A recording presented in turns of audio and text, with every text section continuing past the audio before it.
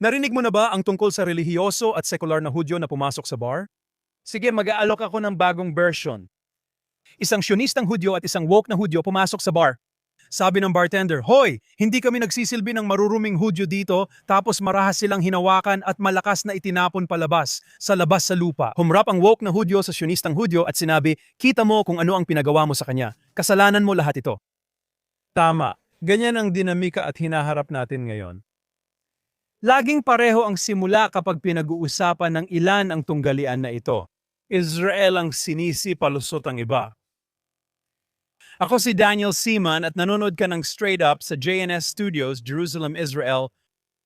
Madalas itong tema sa ilang grupo na inaalis ang responsibilidad ng mga Arabo at sinisisi ang Israel. Dati marami silang dahilan para bigyang katwiran ang marahas nilang ugali at isisi ang problema sa Israel. Dahil sa hindi pagkilala sa Palestine Liberation Organization, hindi pagbibigay ng teritoryo at hindi pagtanggap sa karapatan ng mga Palestino. Pagkatapos, sinasabi nilang occupation at ngayon naman ay tinatawag nila tayong mga kolonyalista o kahit na genocide pa raw. Lagi silang nagbibitiw at umuulit ng paratang ng walang pag-aalinlangan.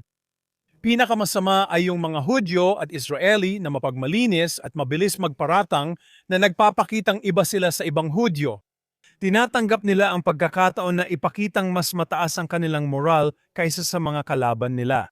At bagamat maiintindihan na nag-aalala ang mga tao tungkol sa situation sa Gaza, ang problema ay ang galit ay may halong politika at maling direksyon mula sa mga taong palaging nagpapakitang mabuti tungkol dito. Kakaunti lang, kung meron man ang nagpakita ng parehong galit sa totoong trahedya sa Africa at ibang bahagi ng gitnang silangan na ditulad sa Gaza ay hindi planado o gawa-gawa. Ang punto ko, palaging sinisisi ng mga tao ang Israel at hindi pinapansin na sinadya ito ng Hamas para magdulot ng galit. Sa 20 taon, nagtayo ang Hamas ng makinaryang militar sa mga sibilyang lugar, ilalim ng paaralan, ospital, palaruan at tirahang gusali. Hindi lang sila nagtago sa likod ng mga sibilyan, ginamit pa nila ang mga ito bilang sandata at ang mundo ay nanahimik. Ginawa nilang isang estratehikong yaman ang sarili nilang mga tao, isang panangga ng tao na nilikha upang pilitin ang Israel sa mga imposibleng moral na dilema. Pagkatapos, gamit ang mga larawang iyon, pinalala nila ang galit ng mundo na inaasahan na nila. Alam nila na ito ay pipigil sa Israel na alisin ang banta ng Hamas. Katulad ng mga nakaraang taon, binanggit din ito ng leader ng Hamas na si Musa Abu Marzouk. Sa panayam noong 2024, sinabi niya na walang nag-akala na ganun kalupit tutugon ang Israel sa Oktubre 7. Aniya, walang nag-akala na magkaisa ang United States of America, Britanya at iba pang kanluraning bansa para ipagtanggol ang Israel laban sa Hamas. Hindi ito ang inaasahan nila. Dito tuluyang napuputol ang koneksyon ng diskurso ng kanluran sa realidad. Dahil hindi lang nila kailanman hiniling ang pananagutan mula sa Hamas para sa mga ginawa nito, wala ni isa sa kanila ang nagsalita tungkol sa mga dinaranas ng mga anak natin at nating lahat dito sa Israel sa loob ng maraming taon. Dahil sa paulit-ulit na pagpapaputok ng misil ng Hamas sa mga sibilyang lugar, kailangan naming lumikas sa mga silungan taon-taon. Ginastos nila ang bilyon-bilyong dolyar mula sa international na tulong para sa teroristang infrastruktura imbes na sa kapakanan ng kanilang mga tao. Nag-invest kami para protektahan ang sibilyan at mga anak, nagtayo ng silungan, anti-missile batteries at teknolohiyang panangga. May mga taga-Israel na tumulong sa mga taga-Gaza gaya ng pagbigay ng trabaho, tulong sa mga anak at paghatid sa ospital sa Israel. Sila ang ilan sa mga unang biktima ng Hamas. Noong Oktubre 7, isinuko ng Israel ang ilang teritoryo at iniwan ang Gaza. Sa halip na gawing ligtas na lugar para sa kanilang mga tao, ginamit nila iyon para atakihin ang aming pamilya. Anong gagawin mo at ipapagawa sa gobyerno kung ikaw ay nasa amin? Ang mga gumawa ng mga mararahas na gawaing ito ay pinalakas ng loob sa loob ng maraming taon ng mga mapagkunwaring nag-aaklas na tinatawag ang sarili nilang mga aktivistang pangkapayapaan at ngayon ay mga taga-suporta ng Gaza na nagmartsa para sa mga mamamatay taong terorista at hanggang ngayon ay patuloy na pumapalakpak sa nangyari noong Oktubre 7. Habang abala ang mga politiko at aktivista sa kanluran sa pagbatikos sa Israel, Halos hindi nila pinapansin ang korupsyon at pagsasamantala sa Gaza. Habang ang parehong tao na matagal nang nagmaniobra sa kanilang sitwasyon ay ginawang negosyo ang digmaan, iniulat ng Israel Channel 11 ngayong linggo ang tungkol sa Gaza social media influencers sa gitna ng digmaan. Milyon-milyon ang nalikom ng mga influencer online para sa mga residente ng Gaza Strip. At dahil dito, nagbahagi sila ng mga nakakaantig na video, emosyonal na panawagan, mga dramatikong kuha ng pamimigay nila ng pera. Ayon sa mga tao sa Gaza, hindi natanggap ng mga sibilyan ang pera. Inilarawan ng mga residente si Zaid Mahdi, isang influencer mula Hilagang Gaza. Sabi nila, dating simpleng namuhay ang lalaki pero yumaman nung digmaan. Nag-post ang kanyang mga donation ng videos na nagpapakitang namimigay siya ng pera sa taga-Gaza kaya mukhang naipapamahagi ang donation. Sabi ng mga pinagmulan, ang mga video ay para lang sa marketing. Kumita si Mahdi ng milyon-milyon na itinago niya at may kasabwat siya sa operation. Miyembro siya ng Hamas kaya nakapagsagawa siya ng mga kampanya at kumita ng higit $500,000 bawat isa. Pareho nating naaalala ang nangyari kay Salah Jaafari na kilala rin bilang Faito. Nangolekta siya ng milyon-milyon para sa ospital na hindi natuloy. Pinatay siya ng Hamas matapos magsimula ang tigil putukan dahil hindi niya ibinahagi ang milyon-milyong nakuha niya. Magbigay ng halimbawa ng situation na sinasabing may gutom at genocide pero may panlilin lang at pagsasamantala sa social media ang mga tao. Ito ang bahaging ayaw pag-usapan ng mundo, kabulukan sa Gaza, pagsasamantala at mga kumikita sa trahedya. Habang sinisisi ng pandaigdigang komunidad ang Israel sa bawat bunga ng mga desisyon ng Hamas, pare-pareho lang ang pattern nito. Sinasisi ang Israel sa pagdurusa ng Hamas at katiwalian ng mga taga-suporta nito na hindi lang sa loob ng Gaza nagaganap. Lalong lumalala ang pagbaluktot kapag tinitingnan ang digmaan sa impormasyon sa labas ng Gaza. Habang nire-repost ng aktivista sa kanluran ang mga update mula Gaza, ipinakita ng bagong pagbabago sa X na karamihan sa mga account na ito ay wala talaga sa Gaza. Simpleng tampok sa tungkol sa account na ito na nagpapakita ng pagpo-post, location, pagbabago ng pangalan, kasaysayan at VPN usage. Lumabas na ang top 50 account na nagkukunwaring Palestino ay wala sa Gaza. Nagpo-post sila mula sa Turkey, Pakistan, Qatar, Saudi Arabia at Iran. Samantala, ang donasyon para sa nagugutom sa Gaza ay hindi sa mga Palestino na pupunta kundi sa mga taong malayo sa labanan. May mga tao na namumuhay ng marangya pero nagpapanggap na biktima ng digmaan, puro kasinungalingan at panlilin lang. Nang naging malinaw na hindi nila kayang talunin ng Israel sa pamamagitan ng lakas militar, inilipat ng mga Arabo ang kanilang estratehiya sa propaganda. Nagtayo sila ng studio, editing suites at production pipeline para gumawa ng nilalaman. Ang ilan dito ay napaka-sopistikado. Ang pattern, muli, ay napakasimple. Laging sinisisi ang Israel sa lahat ng bagay habang ang corruption, manipulation at pagsasamantala sa panig ng mga Arabo ay hindi pinapansin, dinadahilan o sadyang itinatago pa nga. Hindi lang Hamas ang nagsasamantala sa mga taga-Gaza. Maraming nagpapanggap na tagapagtanggol ng karapatang pantao tulad ng mga De La Shemate at ilusyonadong aktivista dito na parang umaarte sa eksena ng Mad Max o Kafir Drape Putzes. Heto sa larawang ito, mga nag-aakalang road warrior, lahat ay nagpapanggap at nagkukunwaring milyonaryo sa kanilang aktibidad at galit. Nasanay napunta na lang sa pagtulong sa mga sinasabi nilang ipinaglalaban nila. Bakit peke, tanong mo? Kung nag-aalala talaga sila, bakit tahimik sila tungkol sa kalupitan sa Sudan, Nigeria at Iran, hindi lang sa Hudyo?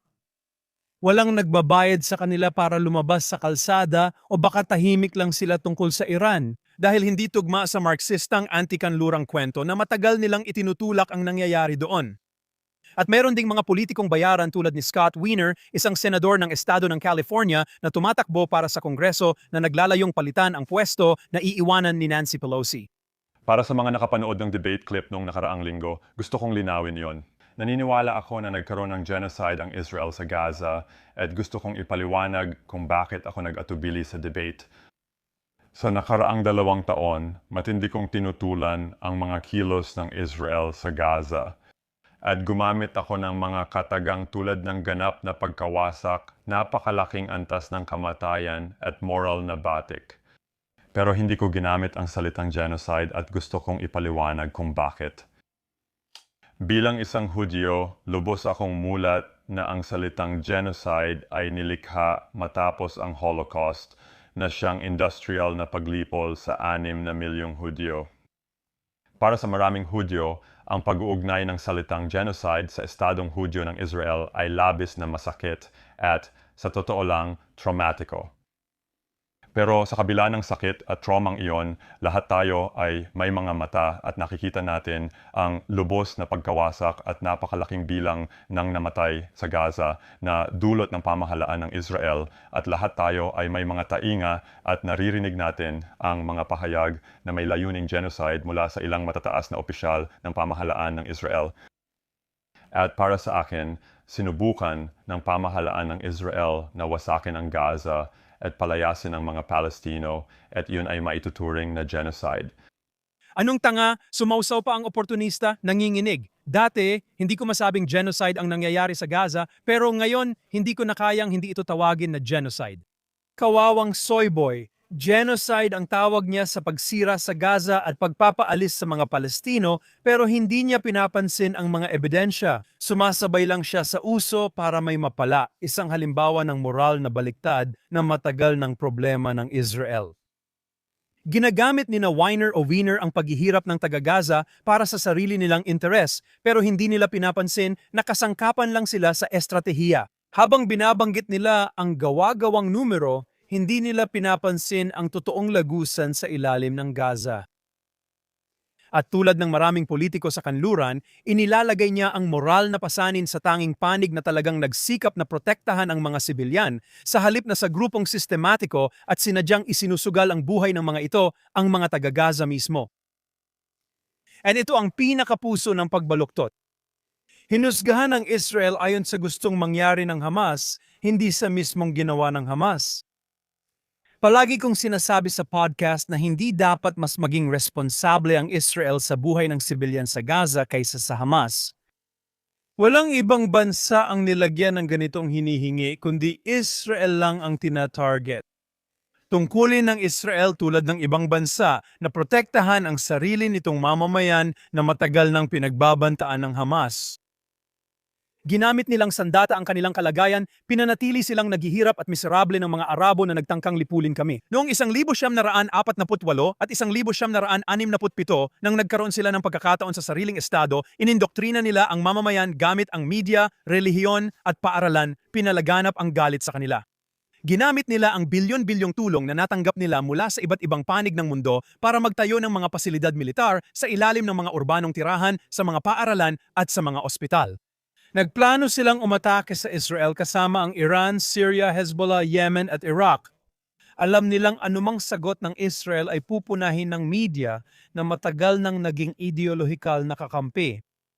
Habang pinagsasabihan ng Israel tungkol sa international na batas, hindi napapansin na araw-araw nilalabag din ng Hamas ang parehong batas. Lumalaban silang nakasibilyan, nagtago sa sibilyan na lugar at ginagawang panangga ang mga bata. May international na batas pero iba ang pagpapatupad kapag ang Estadong Hudyo ang kasali. Ang sinabi ni Weiner ay para lang sa sariling interest at pagpapakita ng mas mataas na moralidad.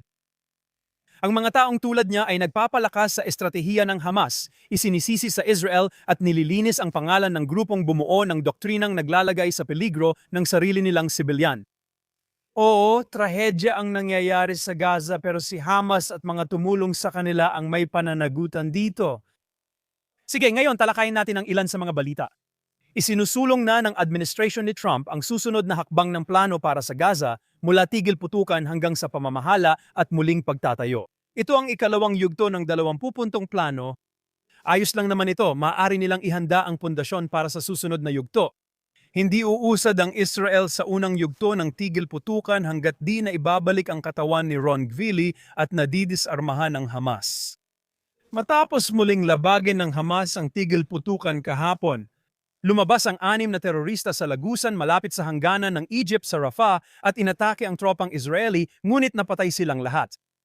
Para sa mga hindi pa rin nakakaunawa kung bakit iginigiit ng Israel na buwagin ang bawat posisyon at bawat lugar na ginagamit ng Hamas sa Gaza. Alam namin kung hindi namin gagawin, baka makalusot ang Hamas sa ganito. Tingnan mo siya sa mata, makikita mo ang takot at kawalang magawa. Hindi siya Israeli, kundi isang batang babaeng Kurdish na nahuli ng mga kaalyado ni Jolani sa Syria ngayong linggo. Pinanood ko ito at naalala ko agad ang Oktubre 7. Siguro marami rin sa inyo ang nakaalala.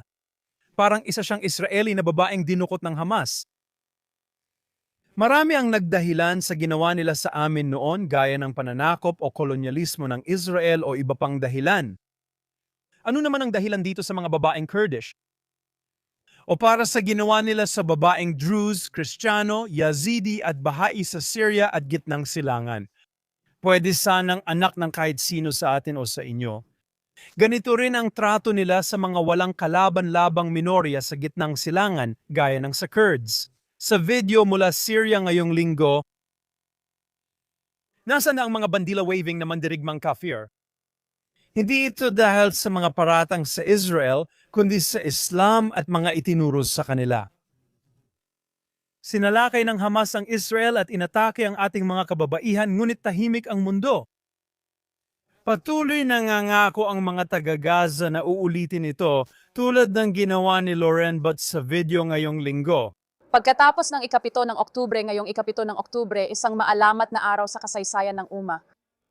Oo, masasabi natin na kinukuha na ng mga tao ang Quran dahil sa katatagan at sabar ng mga taga-Gaza, lalo na para makita ang kagandahan nito. Tanging si Allah ang nakakaalam kung ilang milyon ang tatanggap ng Islam dahil dito. Mahalaga ang puntong ito sa kasaysayan. Huwag kang panghinaan ng loob, manatiling matatag, maging malakas, ipagpatuloy ang pakikibaka kahit anong paraan ang kaya mo. Wala namang bago dito. Ganito rin kasabik ang mga Arabo noong 1948 tungkol sa Nakba, ang trahedya na ginamit nilang salita noon sa balak nila sa mga Hudyo. At pagkatapos bumalik sa kanila ang lahat. Ganon din kasabik sila nung digmaan ng 67 noong nasa kanila pa ang mga lupang ngayoy iniyakan nila. Tingnan mo paano yon natapos. Hawak din nila dati ang Gaza pero puro infrastruktura ng terorismo at galit lang ang itinayo, walang positibong ginawa. Alamat na araw, ganun niya tinukoy ang Oktubre 7, totoong alamat ito. Tinawag nilang Oktubre 7 na isang bagyo, Tufan el-Aqsa, na tulad noong 1948 ay nais nilang ipataw sa mga Hudyo. Bumalik sa kanila at bagyo ang nakuha nila. Ang makabagong babaeng Muslim na propeta ay naging tunay na propetiko noon. Tunay ngang isa itong punto ng pagbabago. Nagdulot ito ng pagkawasak sa kanila, Hezbollah, Syria, Yemen, at ngayon pati Islamikong rehimen ng Iran. Nakaupo siya sa mamahaling restaurant at nagyayabang na sinabihan ang mga taga-Gaza na magpatuloy at maging matatag. Isang pribilehiyadong puting babae ang utos sa kanila na magpatuloy. Napakadali para sa kanya, hindi ba?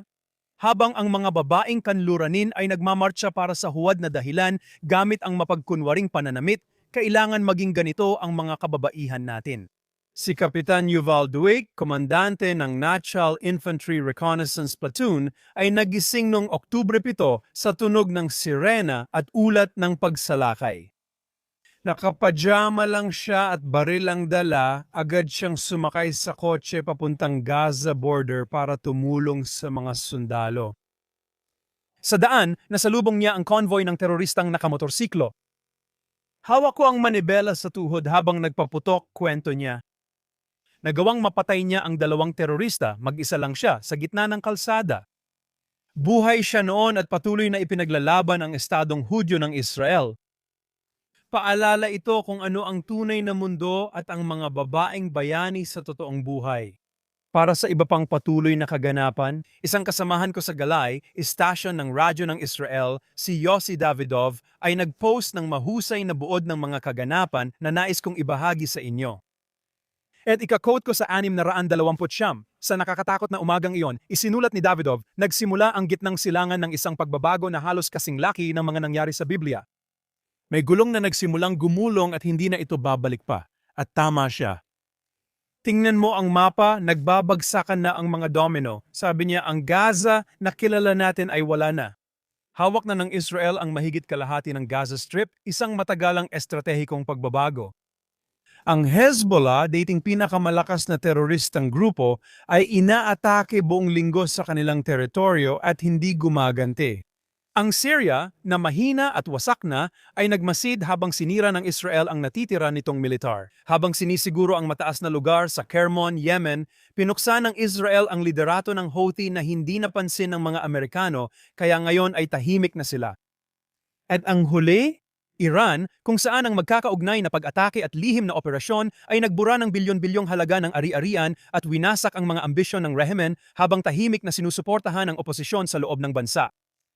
Simple lang ang punto ni Davidov, namumuhay tayo sa makasaysayang pagbabago, hindi sa perpektong realidad. Ayon sa kanya, malaking hamon pa rin ang Judea at Samaria, ngunit ito ay panahon ng malaking pagbabago sa rehayon na pag-aralan ng mga susunod na generation.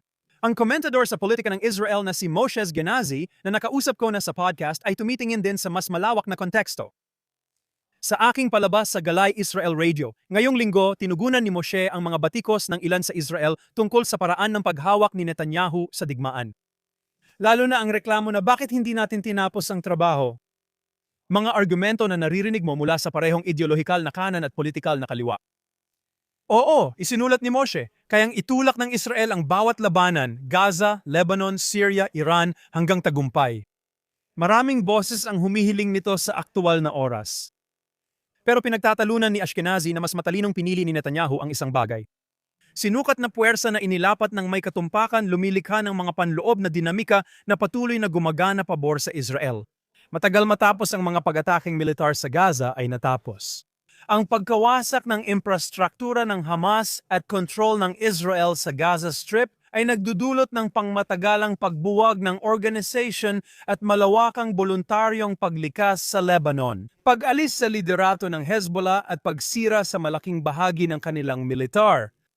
Ang pagputol ng kanilang supply sa Syria ay nagbigay daan sa Lebanon na tanggalan ng mabibigat na armas ang grupo at itulak ito sa pagbagsak. Sa Syria, bumagsak ang hukbong himpapawid, dagat at lupa ng Syrian at kontrolado pa ng Israel ang bansa. Ang Golan at Shammon Heights ay may 80 kilometrong buffer zone. Isang banta sa Syria at Lebanon at batayan ng bagong alyansa kasama ang mga Druze at iba pang minorya ron.